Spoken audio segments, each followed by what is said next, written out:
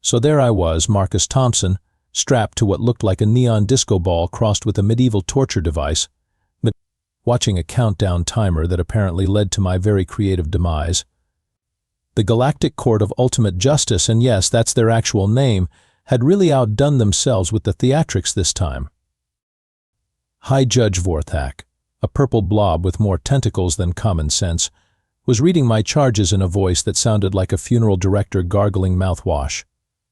Marcus Thompson of Earth, you stand accused of the heinous destruction of the sacred crystal of eternal whining on the peaceful planet of Sniffleton. Peaceful. Right. Sniffleton was about as peaceful as a daycare center during a sugar rush.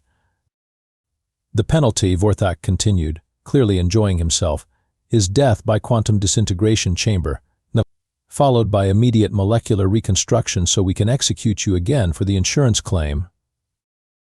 I had to give it to them. Alien bureaucracy had really perfected the art of making everything unnecessarily complicated. The execution device hummed ominously above my head, looking like someone had crossed a chandelier with a blender and given it a serious attitude problem. Captain Blurble, the security chief who'd somehow managed to put my restraints on backwards twice, was fumbling with what I assumed was the activation switch. The guy had 6 arms and still couldn't figure out basic alien technology, but it was almost inspiring in its incompetence. Countdown initiated, announced the court's AI in a voice that suggested it had given up on life long ago. Execution in 10 minutes and 37 seconds. The assembled crowd of various alien species settled in to watch the show. Nothing like a good old-fashioned human execution to bring the galaxy together, apparently. Some had even brought snacks. That's when I heard a small voice pipe up from the gallery. Wait. Everyone turned to look at a tiny alien child, maybe 4 feet tall with oversized eyes and what appeared to be naturally occurring polka dots. She was raising one small hand like she was asking permission to go to the bathroom. Yes, little Pip? High Judge Vorthak's voice dripped with the condescending sweetness adults reserved for children who'd interrupted important grown-up business. Pip pointed directly at me with the confidence of someone who'd never learned to doubt herself. He didn't break the crystal. The courtroom fell silent except for the ominous humming of my pending doom device. Of course he did, dear, Vorthak said, his tentacles writhing in what I'd learned was alien equivalent of an eye roll. We have witnesses and everything. No, Pip said firmly. He was busy saving Mr. Whiskers. And just like that, everything changed. The mention of Mr. Whiskers sent a visible shudder through the prosecution table. Ambassador Glitch, a tall, spindly creature who looked like a nervous ostrich, started sweating what appeared to be purple goo. Who, I asked with the dry amusement of someone who'd already accepted his fate, is Mr. Whiskers? Pip beamed. My pet space hamster. He got stuck in the crystal chamber's ventilation system, and the nice human helped me get him out. Oh, that Mr. Whiskers. Now I remembered. Your Honor, I said, settling back as comfortably as one could while strapped to an execution device, if I may provide some context to this fascinating development. High Judge Vorthak's tentacles twitched impatiently. Make it quick, human. The quantum disintegration chamber is already warmed up, and the energy bill is astronomical. Right, so there I was on Sniffleton, minding my own business at the interspecies cultural exchange, when I heard this weird squeaking sound coming from the walls near the sacred crystal. Turns out, little Pip here had lost her hamster in the air ducts. I glanced at Ambassador Glitch, who was now sweating enough purple goo to fill a small swimming pool. Now, while I was crawling through alien HVAC systems trying to rescue a rodent, Ambassador Glitch was in the crystal chamber doing— What exactly were you doing, Glitch? I was conducting official diplomatic business, Glitch stammered, his voice cracking like a teenager asking someone to prom. Official diplomatic business, I repeated. Is that what they're calling selfies these days? The prosecutor, a stern-looking creature named Legal Eagle Craw, stood up abruptly. This is highly irregular. The defendant cannot cross-examine witnesses during his own execution. Technically, I pointed out, I'm not dead yet, so I'm still allowed to talk. It's in the fine print of the Galactic Justice Code, subsection things we probably should have thought of earlier. Pip, bless her innocent little heart, chose that moment to speak up again. The crystal broke when the tall birdman tried to take a picture with it and dropped his communication device. The silence that followed was the kind you usually heard right before very expensive things exploded. Ambassador Glitch made a sound like air escaping from a punctured balloon. That's not. I would never. Oh, but you would, I said cheerfully. And you did. The question is, how long were you planning to let them disintegrate me before admitting you're clumsier than Captain Blurble over there? Captain Blurble, who had been listening while still trying to figure out which button started the execution, looked up indignantly. Hey, I resent that. I only destroyed 3 planets this week, and 2 of those were accidents. High Judge Vorthak's skin was shifting through several shades of purple that probably meant something significant in alien body language. This is preposterous. We have official testimony and sworn statements. You have a cover-up, I corrected, and apparently not a very good one since it's being unraveled by someone who probably still believes in the Tooth Fairy. I do believe in the Tooth Fairy, Pip said helpfully. She owes me 47 credits. That's when Pip reached into what appeared to be a sparkly backpack and pulled out a device no bigger than a tennis ball. I have pictures.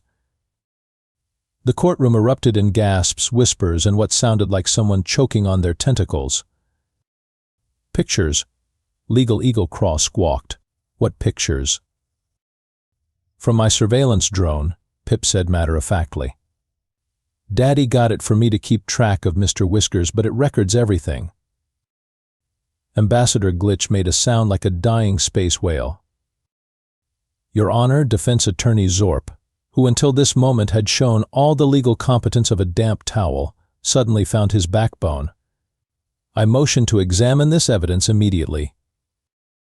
High Judge Vorthak looked like he'd rather examine his own digestive system, but with half the galaxy watching, he couldn't exactly refuse. Very well. Display the recordings. Pip activated her little drone, and a holographic projection filled the center of the courtroom. There, in brilliant high-definition detail, was Ambassador Glitch standing next to the crystal of eternal whining, holding what was clearly a communication device at arm's length. Selfie time with the galaxy's most sacred artifact, I narrated helpfully. This should end well. The holographic Glitch was making faces at his device when the crystal began to resonate. Apparently, the sacred crystal of eternal whining didn't appreciate having its picture taken, because it started to vibrate ominously. Oh no, holographic Glitch said, reaching out to steady the crystal. Oh no indeed, I commented. The device slipped from Glitch's grasp, struck the crystal, and both shattered in a spectacular display of light and sound that would have been beautiful if it hadn't been completely catastrophic. Well, I said into the stunned silence, that explains the insurance claim. Captain Blurble, who had been watching the hologram with obvious confusion, accidentally activated something on the execution device. Instead of disintegrating me, it played what sounded like a jaunty space polka. Sorry, he mumbled, frantically pushing buttons. Wrong setting. Defense Attorney Zorp was practically vibrating with newfound confidence. Your Honor, this evidence clearly shows that my client was not present during the destruction of the crystal. Furthermore, it demonstrates that Ambassador Glitch perjured himself in his sworn testimony. It was an accident. Glitch wailed. The crystal was supposed to be indestructible. How was I supposed to know it was allergic to flash photography?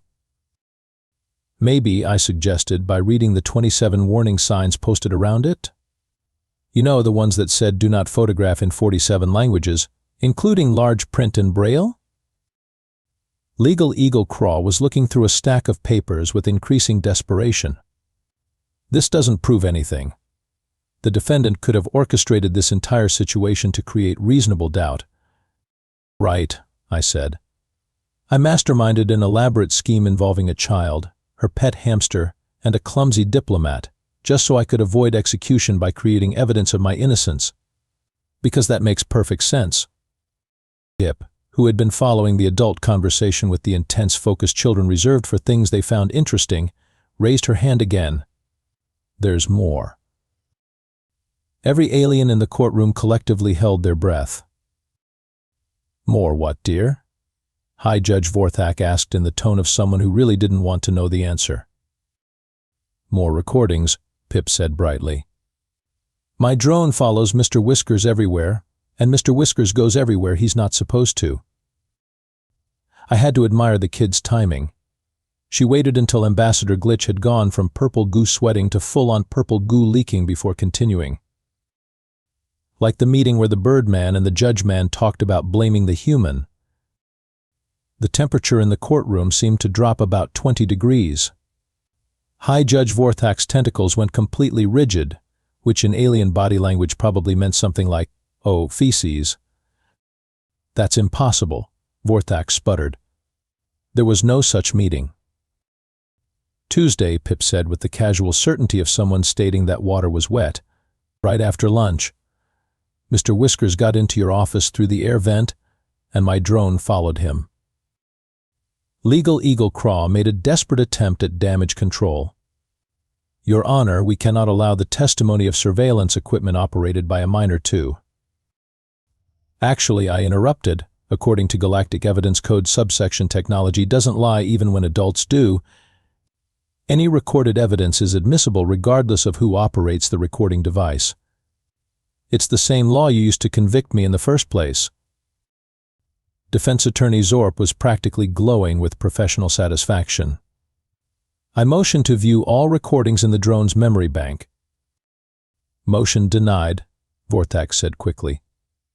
This court will not be subject to the invasion of privacy represented by. That's when the courtroom doors burst open and in walked two aliens who clearly meant business. They had the look of diplomats who'd just discovered their child was in the middle of an interstellar incident. Pip. The female alien called. What are you doing here? You're supposed to be at school. Mommy. Pip waved cheerfully. I'm helping save the human from being executed for something he didn't do. The male alien, who I assumed was Pip's father, looked around the courtroom with the expression of someone rapidly putting pieces together. Executed. For what crime? The destruction of the crystal of eternal whining on Sniffleton, High Judge Vorthak said, his voice now noticeably less confident. Pip's father's skin shifted to a shade of blue that probably meant something significant. The crystal that was destroyed last week while our family was visiting for the cultural exchange? The very same, I said helpfully. Though, as it turns out, your daughter has some interesting footage of what actually happened. That's when Ambassador Glitch finally cracked completely. It was an accident. The whole thing was an accident. But the insurance payout was enormous, and the trade restrictions against humans would have been so profitable, and nobody was supposed to get hurt because we were going to commute the sentence at the last minute. Except then the political situation changed and suddenly we had to go through with it, and… Glitch, High Judge Vorthak hissed. Shut up. I can't shut up. Glitch wailed. The guilt is eating me alive. Plus, the kid has everything on video anyway.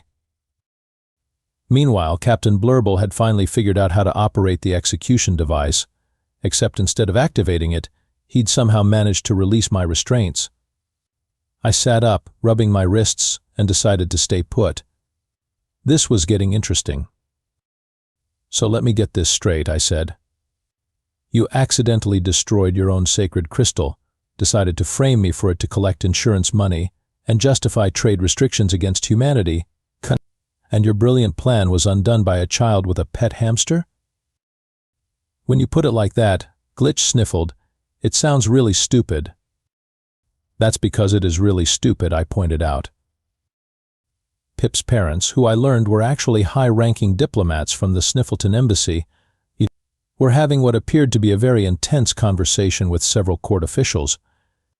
The kind of conversation that involved a lot of gesturing and the sort of tones adults used when someone was in very serious trouble. "Your Honor," Pip's mother said, stepping forward, "I believe we need to discuss the implications of this conspiracy." High Judge Vorthak was now shifting through colors I didn't even have names for. "There's no conspiracy. This is all a misunderstanding that's gotten blown out of proportion by—" "Daddy," Pip interrupted, tugging on her father's diplomatic robes. "Should I show them the part where the judge man talked about making the human disappear, even if they found out the truth?" The silence that followed was the kind you usually heard right before governments fell. "You recorded that too?" I asked, genuinely impressed. "Mr. Whiskers got into the ventilation system in the judge's private chambers," Pip explained. "He likes shiny things, and there were lots of shiny bribe crystals." Legal Eagle Craw threw his papers in the air in frustration. "This is a disaster. A complete disaster. How is a child's toy drone bringing down our entire judicial system?" "Maybe," I suggested, "because your judicial system is held together with corruption and stupidity?" Defense attorney Zorp, who was apparently having the best day of his legal career, stood up with newfound confidence. "Your Honor, in light of these revelations, I move for immediate dismissal of all charges against my client, plus damages for wrongful prosecution, plus additional damages for psychological trauma, plus court costs, plus—" "We get it, Zorp," I said. "You found your backbone. Don't overdo it." That's when High Judge Vorthak made his final mistake. Even if there were irregularities in this case, the defendant has still been found guilty by a jury of his peers and— "What jury?" I asked. "You never gave me a jury trial. You went straight to sentencing." The remaining color drained out of Vorthak's tentacles. That's a minor procedural oversight. A minor procedural oversight that violates about 17 different sections of the Galactic Justice Code, Pip's father said grimly, including the ones that carry mandatory sentences for judicial misconduct. Captain Blurble, who had been quietly trying to figure out how to turn off the execution device, accidentally activated what appeared to be a containment field around the judge's bench. High Judge Vorthak and Legal Eagle Craw were suddenly trapped behind a shimmering energy barrier. "Sorry," Blurble mumbled. "Still getting used to the controls." "Actually," I said, "I think you should leave that on for a while." Ambassador Glitch, meanwhile, had collapsed into what appeared to be a confession-induced coma. He was making small, whimpering sounds and muttering about insurance fraud and trade violations. Pip, oblivious to the chaos she'd caused, was showing her parents the various recordings on her drone. And this is the part where they talked about splitting the insurance money, and this is where they discussed falsifying the evidence reports, and oh, this is my favorite part where Mr. Whiskers knocked over the secret bribe crystal collection. "How much of the government's illegal activities did your hamster witness?" I asked. "All of it," Pip said cheerfully. "Mr. Whiskers is very thorough." I had to respect that. In a galaxy full of corrupt politicians and incompetent bureaucrats, apparently the most effective investigator was a small rodent with a tendency to get into places he didn't belong. The courtroom had devolved into complete chaos. Various officials were arguing with each other. Pip's parents were making urgent communications to what I assumed were very important people, and Captain Blurble was still trying to figure out which end of his security equipment was supposed to point at the criminals. "You know what the best part is?" I said to no one in particular. "They called humans primitive." 3 hours later, the charges against me weren't just dropped. They were launched into the nearest star and told never to come back. High Judge Vorthak and Legal Eagle Craw were facing their own date with the very execution device they'd been so eager to use on me, but though I suspected their lawyers were significantly more competent than mine had been. Ambassador Glitch was currently in what the aliens called protective custody, and what humans would recognize as hiding in a bunker until this all blows over. The insurance fraud charges alone were going to keep him busy for the next several decades. Pip, meanwhile, had been declared a hero of galactic justice, which came with a small medal and a college scholarship. More importantly to her, she'd been given an official permit for Mr. Whiskers to go anywhere he wanted in government buildings, as long as his surveillance drone was recording.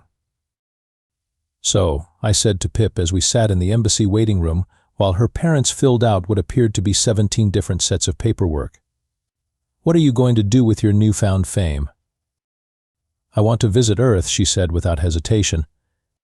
"Daddy says humans have something called ice cream." "We do indeed. And I think Mr. Whiskers would love Earth. We have lots of places for small creatures to explore where they're not supposed to be." Captain Blurble appeared in the doorway, somehow managing to look both relieved and confused. "The transport to Earth is ready, Mr. Thompson. Also, I think I accidentally promoted myself to Admiral while trying to file your release paperwork." "Congratulations, Admiral Blurble. Try not to destroy any planets on the way to Earth." "I'll do my best, sir." As we prepared to leave, I couldn't help but reflect on the absurdity of it all. Here I was, saved from execution by a child who'd told the truth, while the advanced alien civilization had nearly executed an innocent being for the sake of insurance money and trade politics. "Pip," I said as we walked toward the transport, "you know what you did was pretty amazing, right?" "I just told the truth," she said with the matter-of-fact tone children used for stating the obvious. "Adults make everything so complicated." "Yeah," I agreed. "We really do."